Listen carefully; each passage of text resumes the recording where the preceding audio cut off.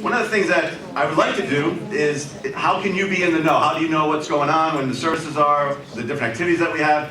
We're just trying to figure out, if you text this number, literally, if you feel comfortable sharing your contact, just share it. We'll have your information. If you want to just put in your full name, that's important. They told me it's full name, and your email. Okay, because when you text, we'll get your contact phone number. But if you put in your full name and your email, that way we'll start to build a contact list. We can communicate better that way. So please feel free to pull out your phones now, anytime during the service, afterwards, whatever. But that's the number. You can do that. Leave that up there so anyone wants to text, they can text. All right, so be the first one to text. Let's see. All right, so I do want to just talk a little bit about, this is our first ever service. So some of you, I don't know if you know that or not, but we decided to start on Easter, and then this is our first service for Stone Coast Community Church. So thank you all for coming.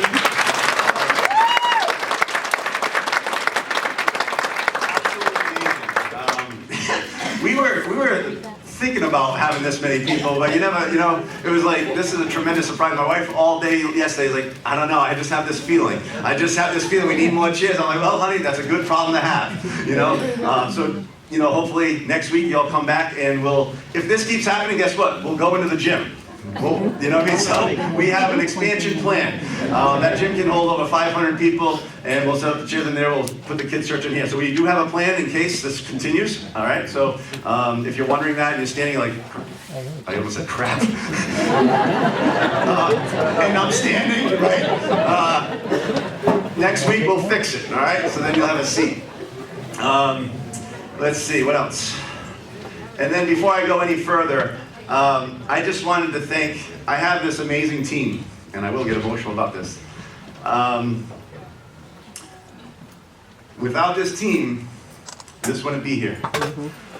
And I'm just going to quickly mention their names. I'm not going to embarrass them because they wouldn't want that, but I'll start with my wife, Diane, Doug and Dawn Pratt, Ian Miller, Sarah Riley, Hello. Chuck Lamar, Dave and Becky Leduc, Mark Whitaker, and Paulette Fisher. They've been there since the very, very beginning. There's a lot of other players, like I can look at Nikki Estrella, there's many, many names that I could go to, but this is my core team that we've been in this, and just meeting and praying and talking and discussing and figuring things out. And truly, we wouldn't be here today without them. And that's how I want it to be. That's who I am as a person, as a leader.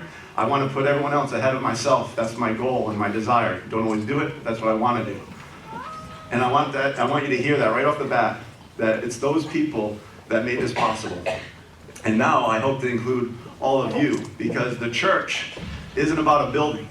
And I loved choosing this place. My friend Alan and I were driving around, and we had looked at a couple of the spaces on Route 6, and then we pulled down Route 136, and I had been looking at different schools.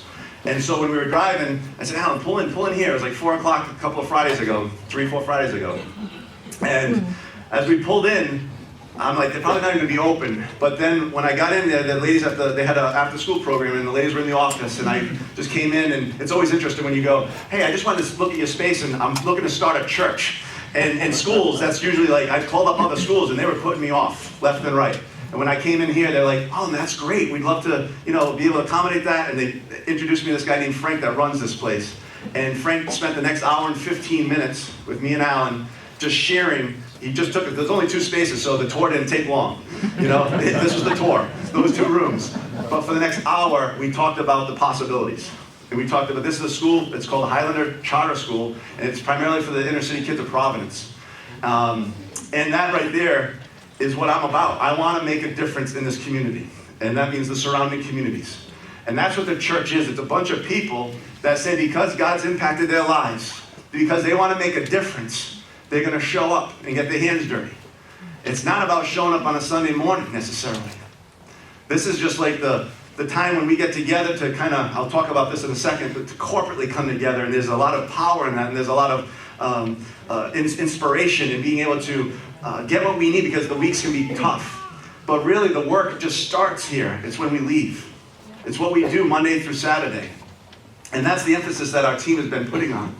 And so when we were in here, we were just talking about maybe we could put on sports camps and sports clinics. Maybe we could do after-school programs. Maybe we could do different things where those students that come here can do community service type stuff with us. And for an hour, they just continued on talking about that. And Alan at one point elbows me and goes, Sean, this is absolutely perfect. And he's like, I have goosebumps. And I was like, it just felt right, you know? And then, I won't mention the person's name, but a person this morning just came up and said, when I came in here, it just had the spirit about it. And Diane and I have been visiting different churches for the last couple of months, and it's true. Like, we walked in a church, and I was like, honey, I love this particular church that we walked into because it just had a certain presence about it, and a certain feel about it. So I hope that you're experiencing that here and now, because I really want people to be connected to God and to one another. Because our whole mindset is to be missional, and it's an outside to in perspective. So everything that we do is thinking about how can we make a difference in the community, and how can we team up together. And part of that is building a bridge back to here, right? Because we want them to be able to come as they are. And whatever that means, whatever their beliefs are, we want people to welcome them right where they're at in that journey. And because we're all figuring it out too. All right, none of us have it figured out, and if we do, those are the people that kind of scare me. So, just saying it. So we want you to feel welcome when you come here, but we also want you to participate. I believe that church should be active, and we want to make these services participatory. Let's see, you can see the board back there. Sarah, just kind of wave your hand a little bit. See the board next to her? So, we're talking about God's work, our hands. So every Sunday when we come in here, we want to give you opportunities to participate. And there's just going to be a board like that, where you can come and just pick up a card. If you want to we're going to do a weekly scripture reading. If you want to do that, you just pick the card. If you want to help in different areas. But we want you to just be a part of what we're doing, and then participate accordingly. And as far as these church services go, we're truly not concerned with perfection. We're concerned with inspiration. I hope that you're inspired when you leave here. I hope that you find something that you can hold on to. Because we recognize that life is difficult. People ask me, why the name Stone Coast Community Church? And I said to them, the stone represents the reality of life. That sometimes it's hard. Sometimes it's jagged. Sometimes it doesn't go the way we want it to. But you know what? The stones oftentimes are right on the coast. And the coast represents God's beauty and His serenity and His peace and His love. And it's this overlapping, interlocking reality that we all experience on a regular basis. Every time we go through life, every day, there's something that comes up. And if we understand the hardness of life, can we bring in the reality of God's beauty, of His love, His peace, and allow that to overlap so we're always reminded of His goodness. And then this idea of community, before I forget, the stone also in the scripture says, on this rock, He will build His church. And that's what this is about. We want to build this church on that rock. And then in the community, obviously, we want to do it together. We want to make a difference in the community. So when we do church services, this is just a small part of what we do. I'm hoping to have life-changing experiences, make this interactive, and also, in time, we have to start with what we have, right? So, creative arts. I am not that person whatsoever, but I love having those people around me. So if you are into singing, music, drama, poetry, artwork, any of that stuff, just come up, talk to Mark, and Corey's going to be our production person. You know, we want to integrate that type of stuff into the services. And then, I don't know if this is even a word, but I put a soul-ish, like the soul, soulish restoration. I hope that after a long week when you come here, that you get your tanks filled up. And that we give you a space, a sacred space where you can relax, you can breathe, you can rest, and it can energize you. Okay, because the goal is when we leave here to be inspired to go and make a difference in the world. And when we do that, it can be hard, it can be draining. So we need that sacred space where we can come to be restored. All right, so that's that. Who do we have to read? Anyone? Come on up. We have a mic. The lady's always right, and we have not a mic, but a Wayne. I love that. Why did everyone stand for the reading? That's not going to record. Mary Magdalene and the other Mary went to look at the tomb. There was a violent earthquake, for an angel of the Lord came down from heaven, going to the tomb, rolling back the stone, and sat on it. His appearance was like lightning, and his clothes were white as snow. The guards were so afraid of him that they shook and became like dead men. The angel said to the woman, "Don't be afraid, for I know that you are looking for Jesus, who was crucified. He is not here. He has risen, just as he said. Come and see the place where he lay. Then go quickly and tell his disciples, he has risen from the dead and is going ahead of you into Galilee. There you will see him. Now I have told you." So the women hurried away from the tomb, afraid yet filled with joy, ran to tell the disciples. Suddenly Jesus met them. "Greetings," he said. They came to him, clasped his feet, and worshipped him. Then Jesus said to them, "Do not be afraid. Go and tell my brothers to go to Galilee. There they will see me." Thank you. So, he is risen. He is risen indeed. Some of you would know that. Good. You can have a seat. Is that okay?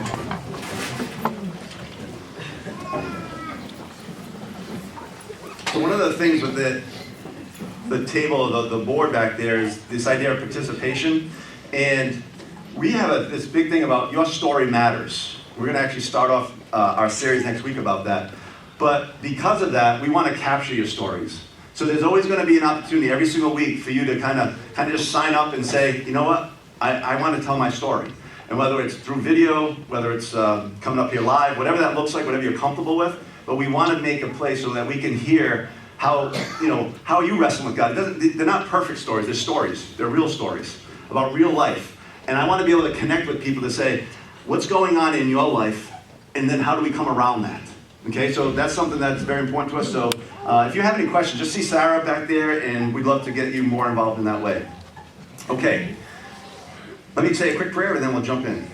Lord, bless our time together. May you speak through me, and may my words just kind of be the words that you want to share, and may they be impactful. In Jesus' name, amen. I want to start by doing a quick recap, because I'm going to talk about the transition between Friday and Sunday. I love thinking about that in light of real life. And I want you to think about the days leading up to what we know as Good Friday, and what Jesus went through, because I feel like in his humanity, we get to know who he is a little bit better.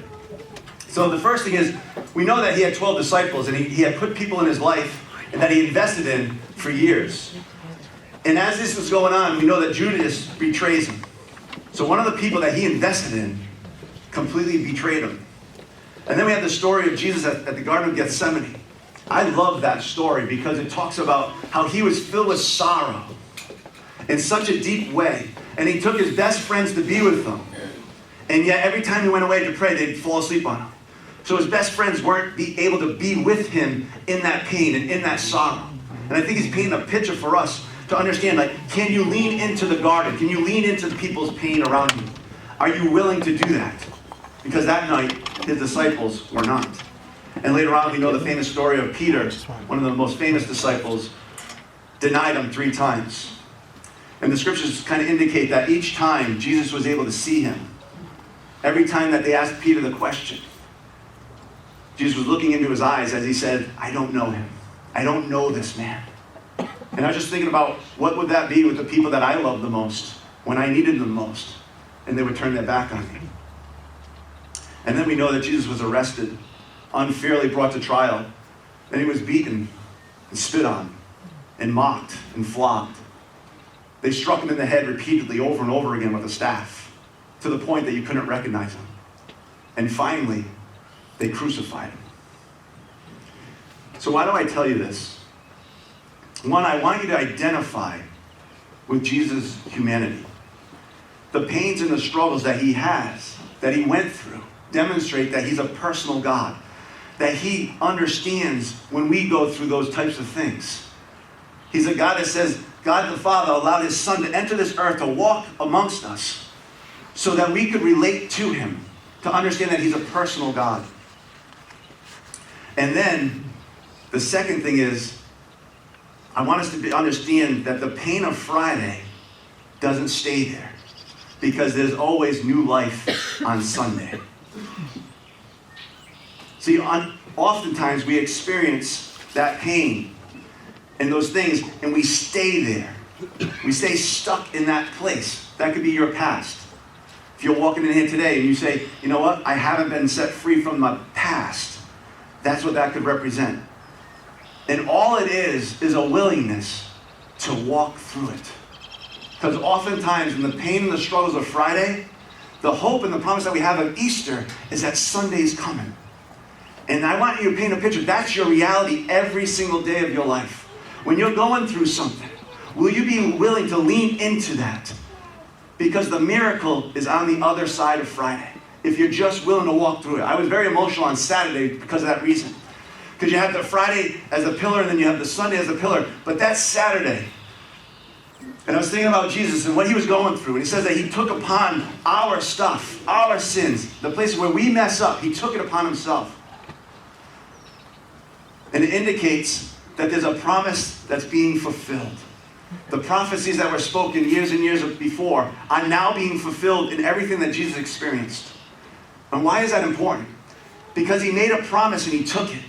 So if that was true then, it's true today. So whenever you're going through a Friday, know that if you persevere and you go through it and you're willing to fight and you're willing to wrestle, that Sunday's coming. Amen. That's the God that we serve. Mm-hmm. So let's not get stuck in Friday. All right, so that's just the warm-up. You good? I haven't done this in a while, so I figured it'd loosen up a little bit. Good bullpen, right? Good bullpen. Now we're ready. So, out of the mess comes new life.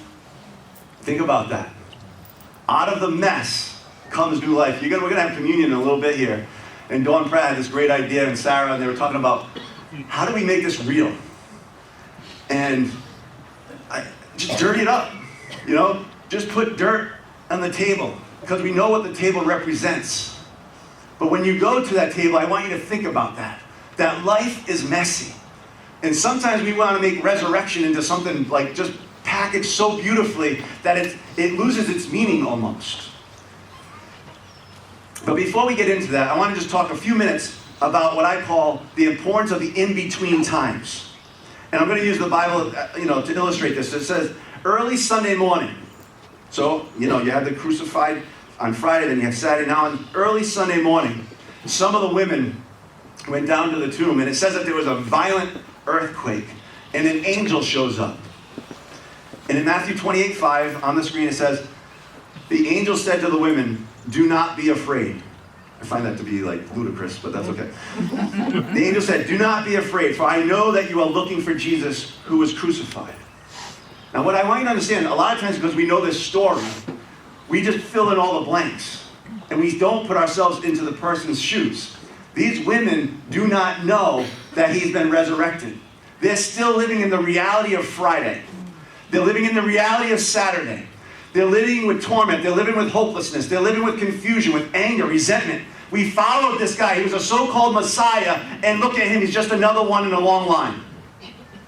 That's what they're sensing. That's what they're feeling. They don't know what's going to happen. This is their in-between time. For me, these are the times when we learn the most about what we can trust God and who we are, what we're made of. So I ask you, what are the in-between times that you have in your life? Do you remember them? Maybe it was in between jobs, in between relationships. Maybe it was in between the loss of a loved one. Or maybe simply in between a decision to say or do what we think is the right thing in moments. Maybe it's between that thought and that action. Or maybe it's in between a diagnosis, waiting for the phone call. We all have in-between times that we go through when we find something out and we're stuck in that and we have to wrestle with the reality of that. And then it's, what do we do with it? Where do we go with it? And so I just want to take a minute to share a couple of stories that I have. Because the last 6 months, I feel like this has been my reality. Living in the in-between. And it's been a roller coaster. Ups and downs, all of those things that I think those women were feeling that day. Confused, not knowing what the future holds. But Sunday came. Sunday's here, and it's all of you.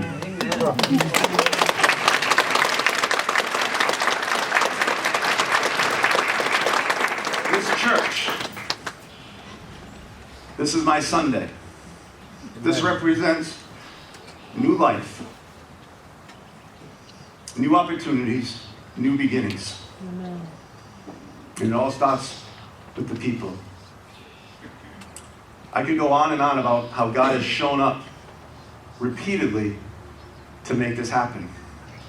But now I want to just switch to maybe an easier story, a little lighter. For some. I asked my daughter if I could share this. So Jen is going, we're trying to figure out college right now, okay? So she's 18 years old, trying to figure out the whole college thing. So every day, I'm not kidding you, for like the last month, my wife Diane, has been running out to the mailbox and getting frustrated. It hasn't come in yet. It hasn't come in yet. And I'm like, honey, it's all right. They actually told us it's not going to happen for another 2 weeks. It's all right. And yet that in-between time had her stressed and just wondering, what's the future of our daughter going to be?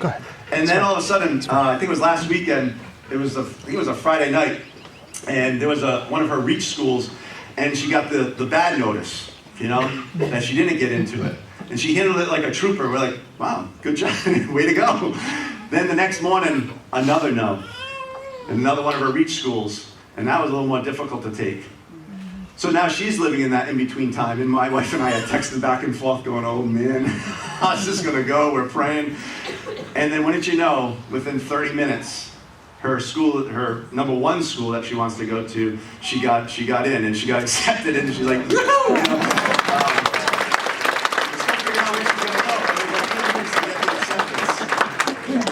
and now she's gotten several others, etc. But it's that idea that we all live in that time. Sometimes we maybe just don't think about that way. And I have a funny story. I think I told this to my dad at some point, but this is when I was probably 16 or 17. And I had taken out his MGB, those little convertibles, and that was a fun little car, I gotta tell you. A lot of good times Dad doesn't know about. That's okay. I think I shared this story. Is Paulie here by any chance? Is Paulie? No? Dad? No? All right. Did you already take him out back? So Paulie and I, high school buddies, and we took out the MGB. And I was not driving well. It's just I made a very, very bad decision. Ended up getting into an accident. Let's just leave it at that, okay? So in that moment, the car is pretty damaged. But we had to figure out a way to get it home without Dad knowing, right? So we're pulling on that fender. We're doing everything we can to get it so it's drivable. So after all the cops, all that stuff, we get it home. Now my father was out. I don't know where he was, but it was good. He wasn't home when we got there. And he came back late, which was even better. But that in-between time, I gotta tell you, those next few hours, Paulie was sleeping. I'm like, Paulie, you're not leaving me, you're sleeping over. So we're there, like this, trying to sleep, like, oh, is that Dad? Is he? And you're just thinking, oh, this is gonna be bad. Really, really bad. So I'm tensed. I hear the door. My dad comes in. He doesn't say a word. I'm like, this is good. This is good. We had taped, like literally took duct tape and taped the headlights on. You know what I mean? We taped the fender. We were doing everything we could.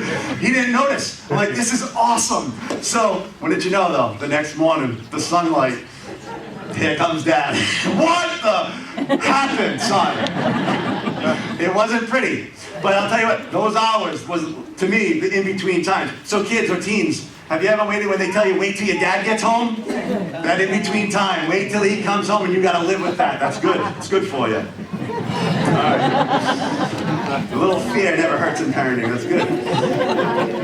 All right, so what else does this talk about? It talks about the in-between times, but it leads to trusting God. And sometimes we think that has to be done in perfection. Like it's an all-in. If I don't have complete faith, then maybe somehow I'm less. And I don't think that's how it works.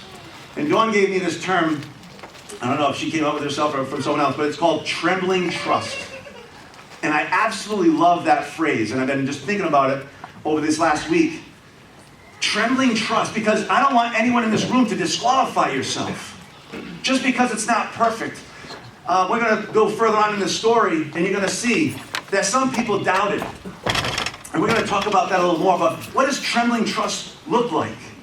So after the encounter with the angel, it goes on to say in Matthew 28:8, it says, "So the women hurried away from the tomb, afraid, yet filled with joy, and ran to tell his disciples." And I love that phrase, afraid, yet filled with joy, because I believe that's a beautiful picture of what it means to have this trembling trust.